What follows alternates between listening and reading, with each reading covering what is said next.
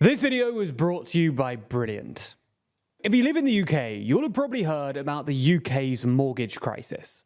That's because as interest rates have gone up, mortgages have become significantly more expensive, putting some homeowners under immense financial pressure. However, while it's not getting as much attention, both because there are fewer renters and because renters just aren't as politically powerful a constituency as homeowners, the crisis in the UK's private rental market is arguably worse than what's happening to mortgages.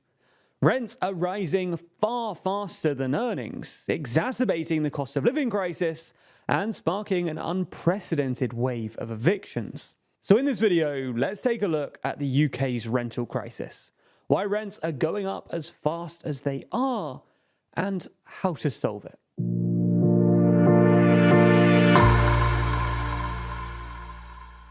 So let's get straight into the UK's rental crisis. Now, rents were already pretty expensive in the UK before the pandemic. Private renters often complained that even if they had good jobs, they were paying too much rent in order to save enough money for a deposit on a house, which left them stuck in rentals and unable to benefit from rising house prices. Across the UK, the average amount of time required to save for a deposit is now 9 years.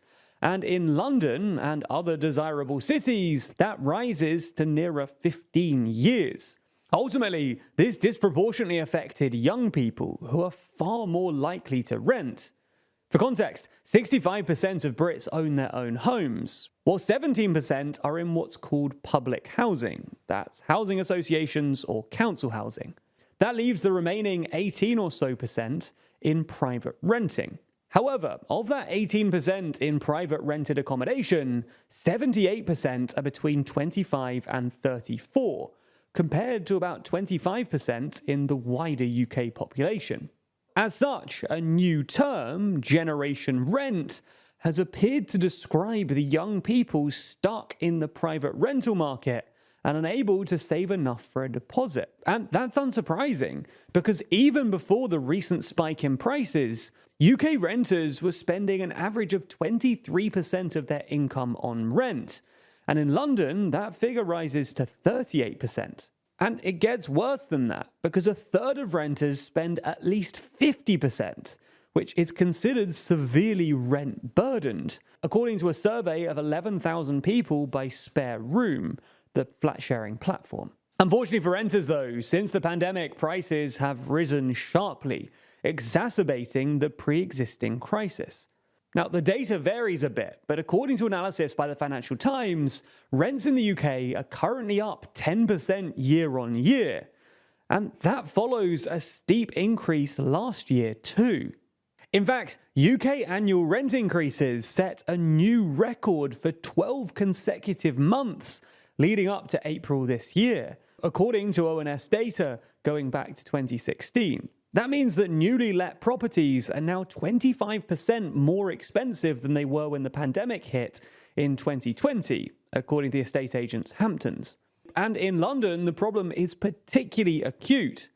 Rents are up more than 15% year on year, and according to Property Mark, the leading membership body for property agents, in May 2020, there are now 35 people competing for each property in London, compared to a historic average of about 5. Now, this might be palatable if the properties were getting better, but if anything, the reverse seems to be true. Many renters complain of constant mold, damp, and generally a substandard experience. And this isn't even necessarily because landlords are evil, greedy parasites. It's because with 35 people per property, landlords have little incentive to make their properties that much more appealing. And this property spike has also led to a new wave of evictions. Evictions due to rent arrears reached the highest on record going back to 2009 for the first 3 months of this year, while no-fault evictions jumped to the highest level since 2017. So why is all of this happening? Well, as we see it, there are at least 3 reasons. The first is rising interest rates. Now, interest rates strain the rental market in lots of ways. For instance, they discourage would-be first-time buyers, who might choose to rent for a little longer instead of taking out high-interest mortgages. They also make it more expensive for landlords with mortgages, who often pass on their new mortgage costs to their tenants. And this is just one of the ways that interest rate hikes have distributional consequences. In theory, rising interest rates are supposed to take money out of the economy, but in practice, they have a disproportionate impact on poorer and younger people. The second reason we could be seeing this, though, is the pandemic and its aftermath.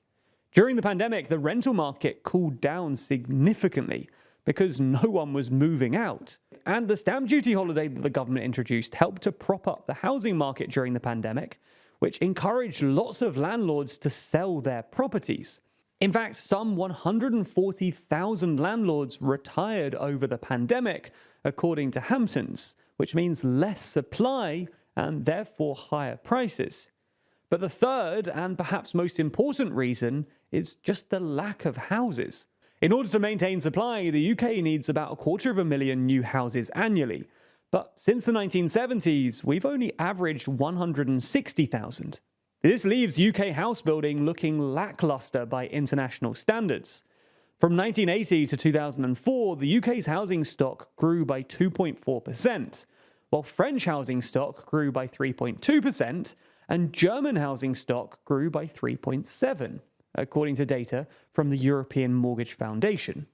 House building did accelerate over the pandemic, reaching a high of about 240,000 completions by 2020. But this is still far short of the government's 300,000 target, and developers predict a further drop in construction of about 30% this year due to higher borrowing costs and inflation-limited demand. Now, obviously, this creates a mismatch between supply and demand, but the accompanying shortage of social housing also means that the 1 million or so people currently on the social housing waiting list have been pushed into the private rental market, adding to this stress even further. So, what is the solution to all of this? Well, in the short term, the government is planning to push through 2 pieces of legislation to give renters more rights and improve their bargaining power with landlords. But both pieces of legislation have been delayed multiple times. In the meantime, Scotland has introduced rent controls to try and tamp down prices. But on the whole, rent controls don't have a great track record. And while it has kept down prices, it's also sparked a wave of sales from landlords, creating a structural shortage of rental properties.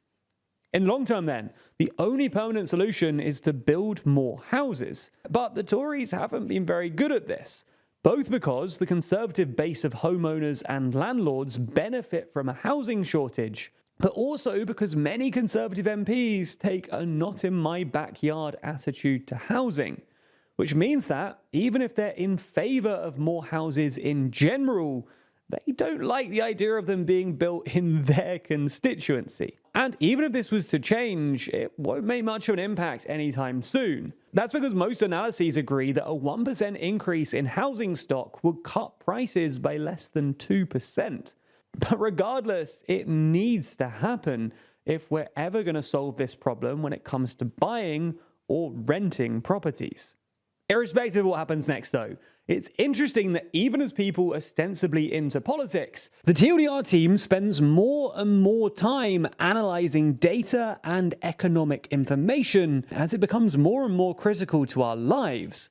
And as a bunch of people who are ordinarily more focused on words than numbers, we've really benefited from the courses on brilliant.org in order to keep ourselves sharp. That's because Brilliant is the best way to learn maths and computer science in a fun and interactive way.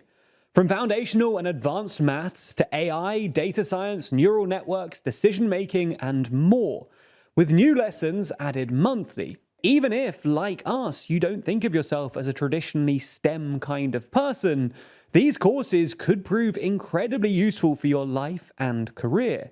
Courses like data analysis and the fundamentals of statistics can help anyone ensure that they're properly understanding our increasingly data-driven world, which is good news when your boss suddenly asks you to analyze a trade war, an economy, or the collapse of a currency.